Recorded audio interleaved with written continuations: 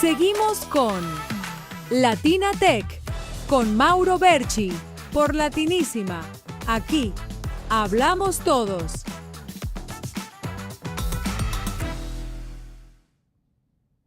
Hola, buenas tardes. Bueno, buenas tardes digo yo aquí desde Miami.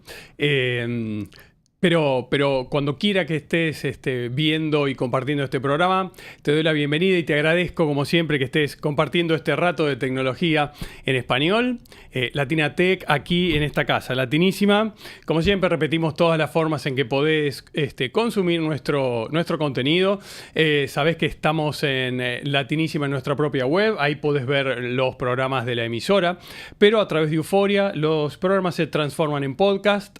En Roku y en Fire TV, depende de tu plataforma de Smart TV, si te gusta disfrutar en pantalla grande. En YouTube estamos subiendo, la verdad que en tiempo real, todas las emisiones, así que en este caso, en el puntual de Latinísima y de Latina Tech, está espectacular el canal, disfrutalo, no te lo pierdas, suscríbete, todos los contenidos están ahí y la verdad es que es lo que permite que nos puedan ver en todo el mundo. En mi caso, saben, soy de Argentina, con lo cual la señal de Latinísima y de TV Quisqueya no llegan por las vías normales, pero o las tradicionales, pero sí, por supuesto, a través de internet. Quiere decir que la gente de mi país que disfruta este contenido lo hace a través de YouTube, que se los agradezco mucho, pero también lo hacen descargándose la aplicación, porque eso también es una capacidad y una posibilidad que hoy tenemos que es global,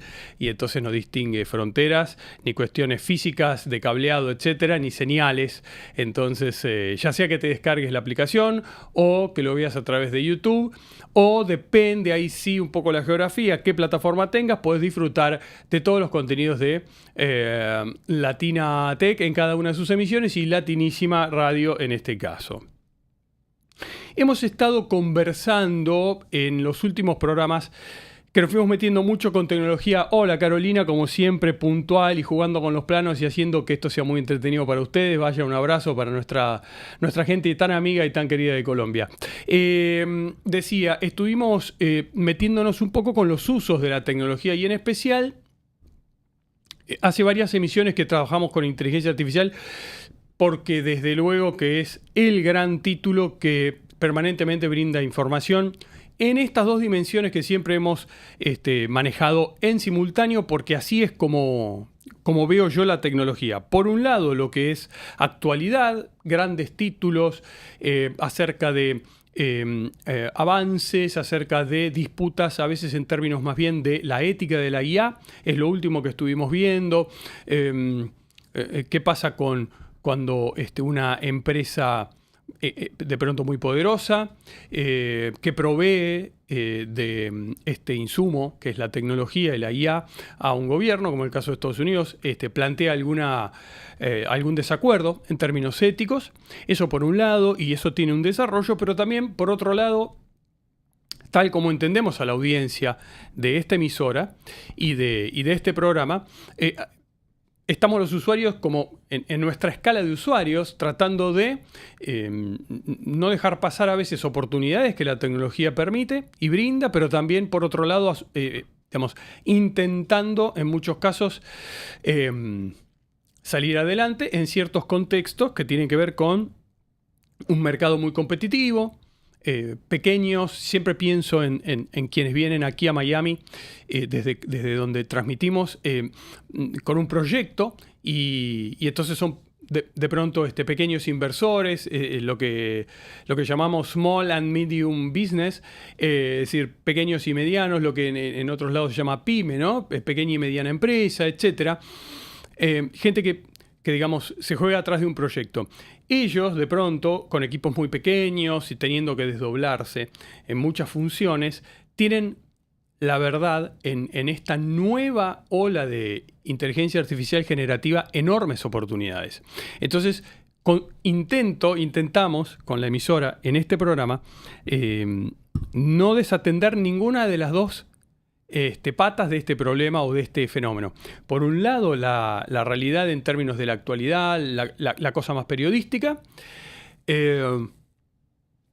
cuál es el negocio, el modelo de negocio de las grandes tecnológicas que impulsan la IA, quiénes toman decisiones, cuál es la mirada que tienen del mundo. Ustedes saben, este ciclo comenzó con entrevistas hechas en Indonesia, en exclusiva para esta emisora, con uno de los tecnólogos más destacados del mundo, pero en materia blockchain, que es todo otro universo dentro de esa otra Internet.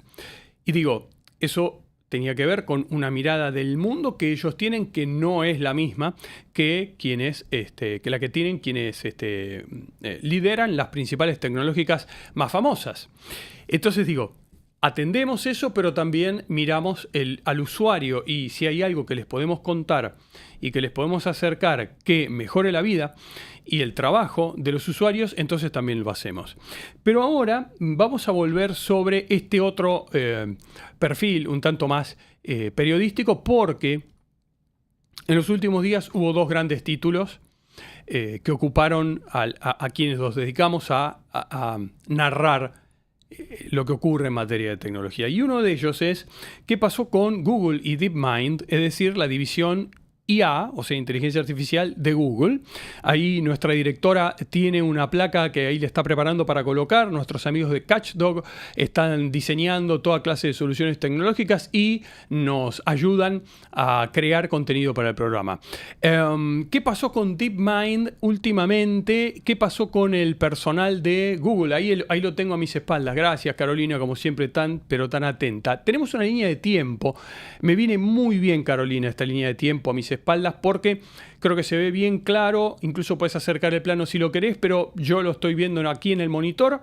En febrero de 2025, el punto 1, el 2, el 3 hasta el 5, les voy a explicar, porque a lo mejor han leído algún título, a lo mejor en Instagram vieron algún recorte, algo pequeño, y tiene contexto y tiene que ver con lo que habíamos conversado en relación con IA.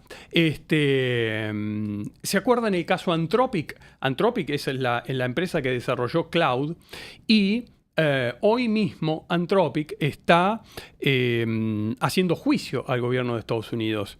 ¿Por qué? Bueno, porque Anthropic se vio perjudicada a partir de que el gobierno declaró que es un riesgo para la seguridad de Estados Unidos. Y esto es consecuencia, a su vez, esta declaración, esta clasificación que hizo el gobierno, es consecuencia de que Anthropic se negara a que el gobierno de los Estados Unidos utilizara su inteligencia artificial, la que hizo para Cloud, que es uno de los mayores desarrollos de IA para el público, que ustedes y yo podemos suscribirnos, pagar y utilizar.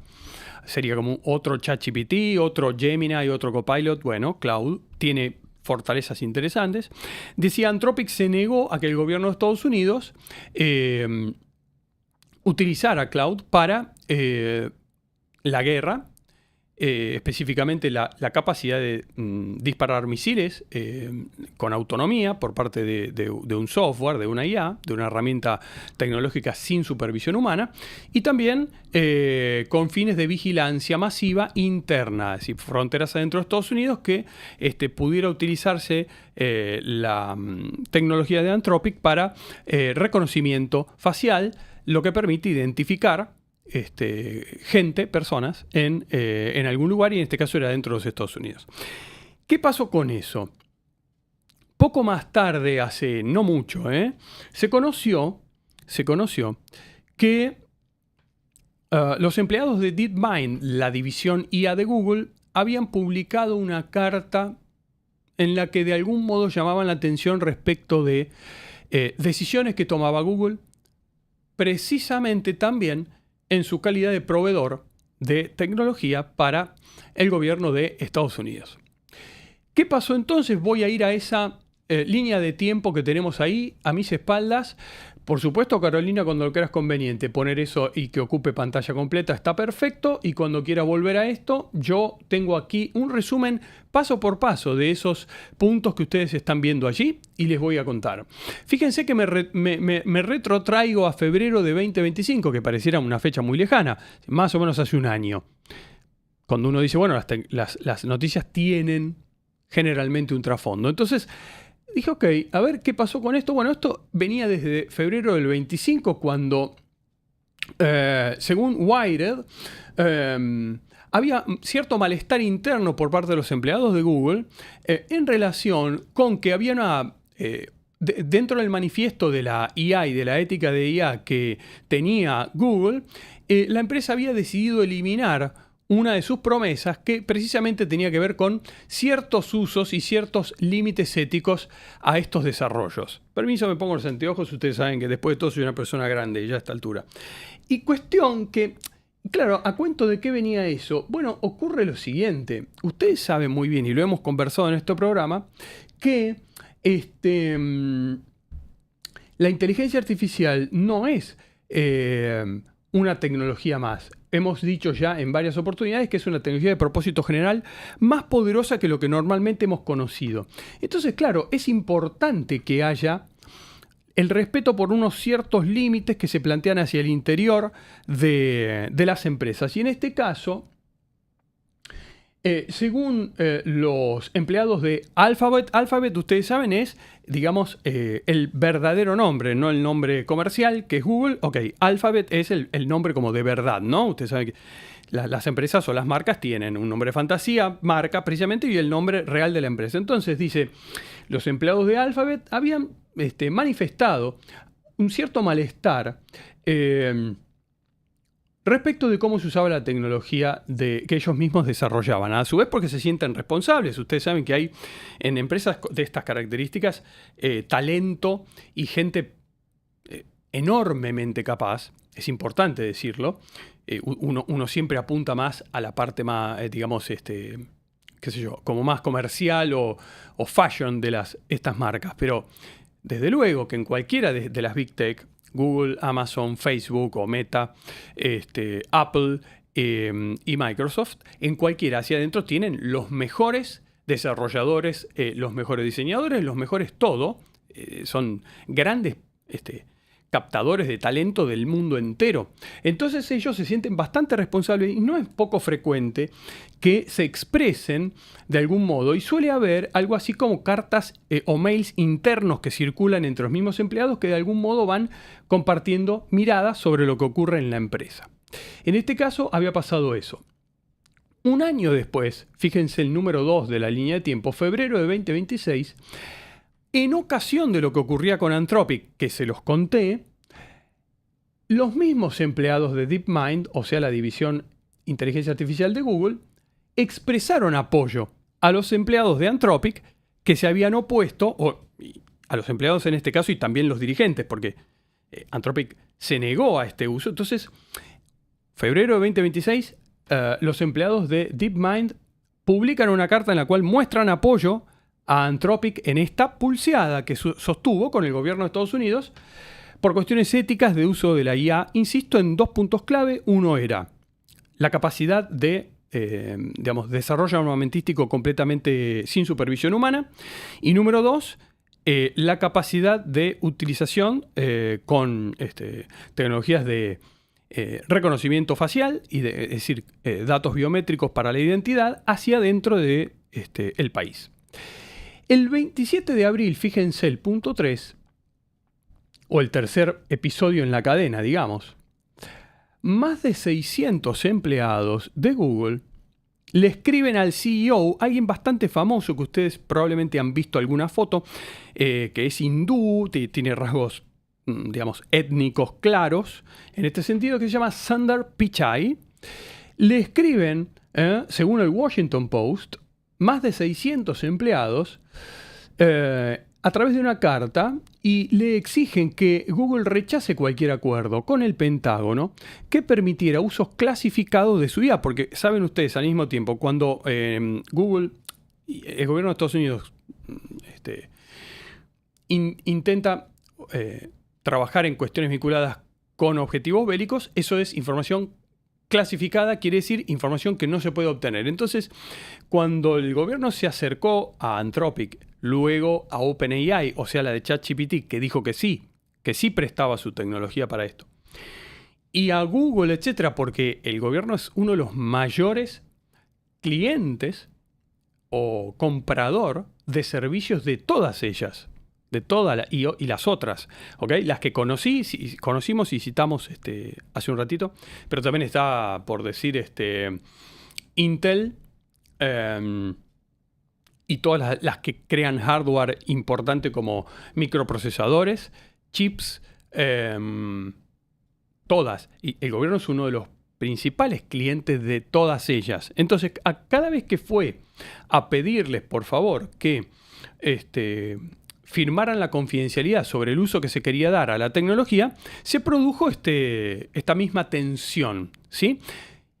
Entre otras cosas porque había partes en las que el gobierno decía, como esto es información sensible, delicada de nuestra seguridad, es información clasificada, quiere decir, no les podemos decir exactamente qué vamos a hacer con esta tecnología, pero es un uso que consideramos legal. Pero sabían las empresas y sus empleados que algunos de los usos legales entraban en zonas grises vinculados con la guerra y con la cibervigilancia hacia dentro de las fronteras. Y es por esto que se producía el debate y se entendía desde las empresas que en realidad lo que estaban diciendo era dennos una carta blanca para utilizar la tecnología que ustedes desarrollan como nosotros decidamos que es mejor, sin que ustedes puedan intervenir porque hay un aspecto de lo que vamos a hacer que no se los podemos informar porque es información clasificada. Bien, entonces de ahí el debate. En abril-mayo del 26, posterior a que los empleados de Google envían esa carta al CEO, Sundar Pichai, y esa carta se filtra de modo tal que los medios, entre ellos el Washington Post, uno de los más importantes del mundo, publica que esta carta había circulado.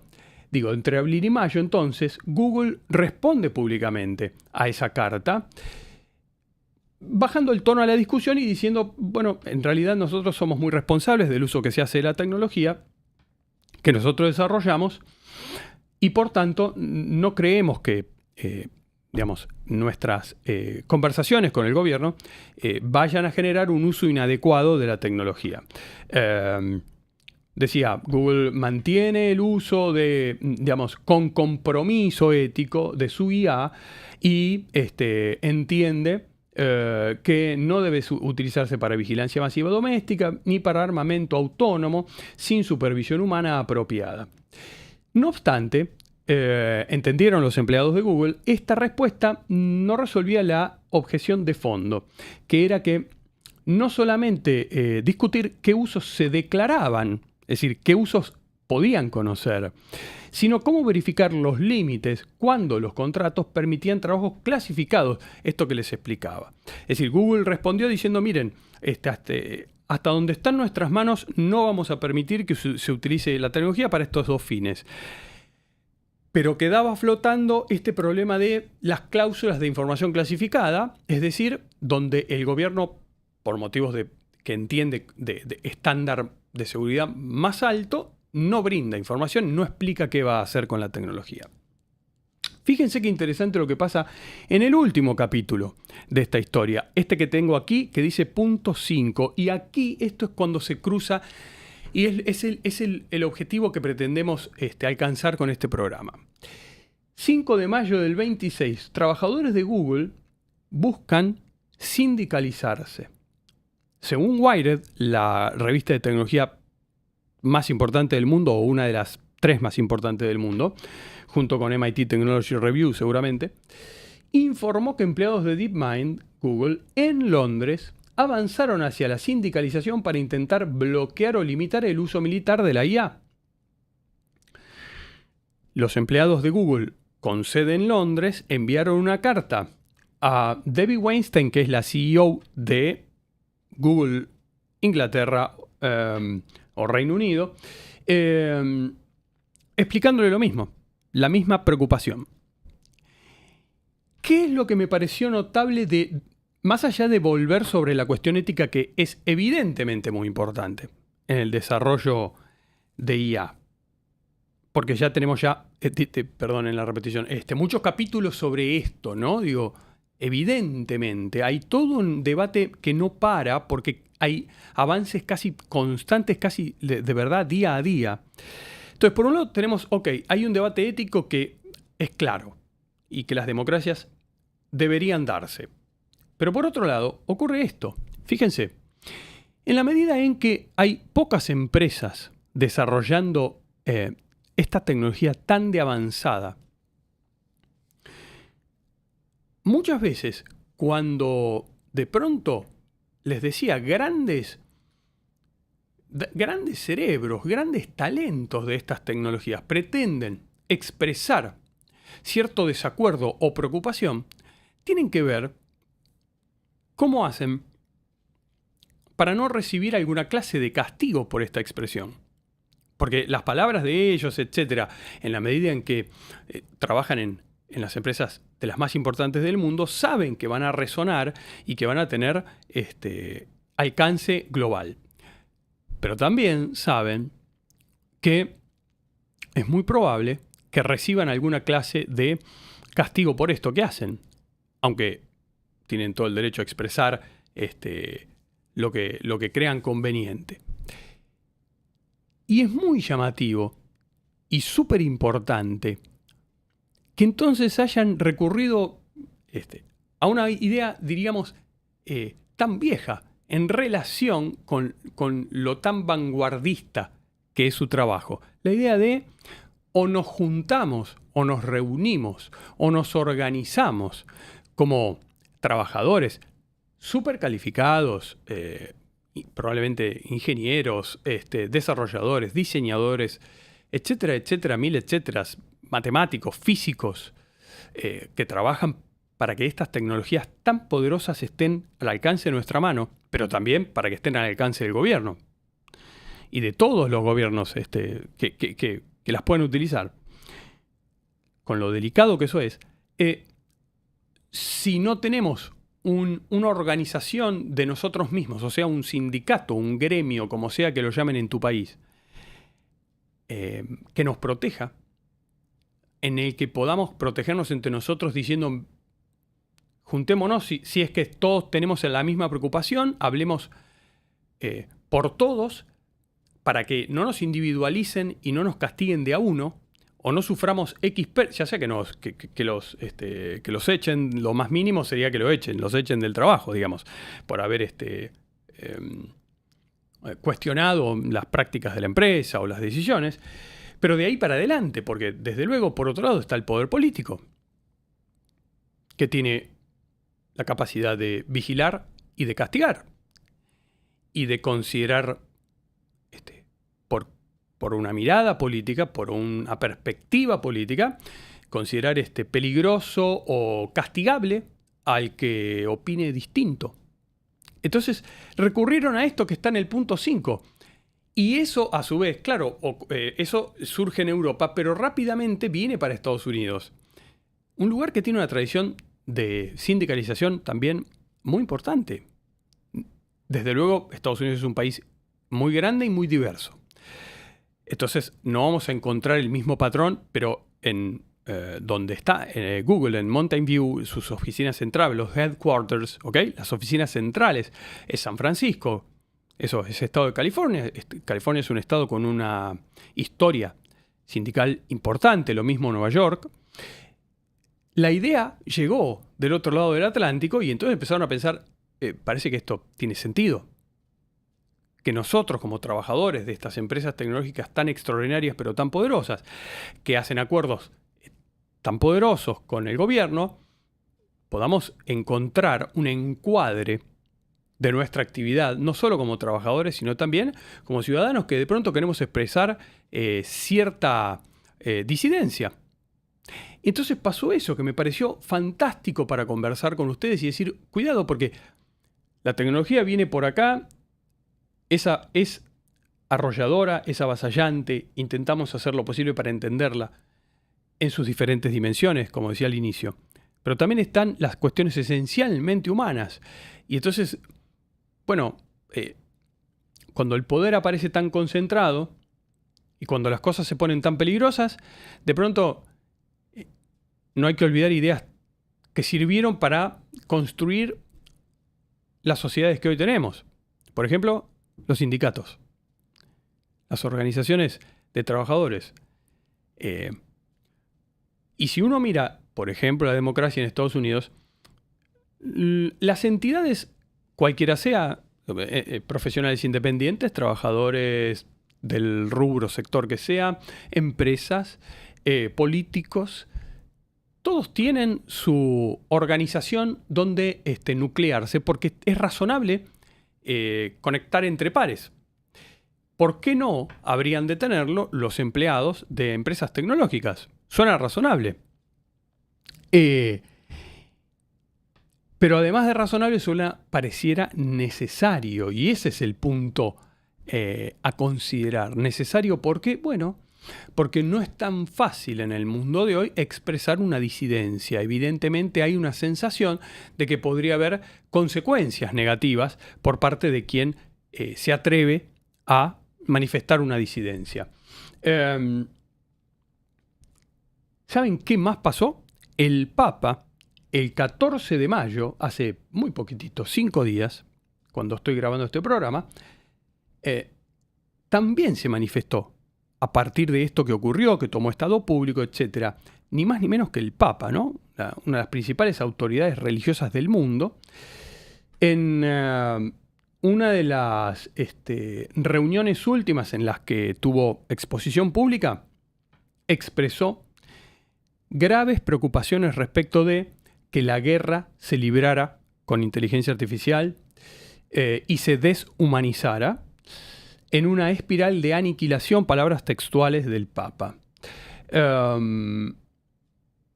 partir de eso, el secretario de Estado, Marco Rubio, hizo público que quería reunirse con el Papa para llegar a un entendimiento sobre este punto y otros, porque el Papa citó las guerras que se están desarrollando hoy mismo y dijo que humanitariamente era importante volver a la paz y mucho más cuando había interés de ejecutar herramientas de tecnología tan avanzada con el interés o el objetivo de matar.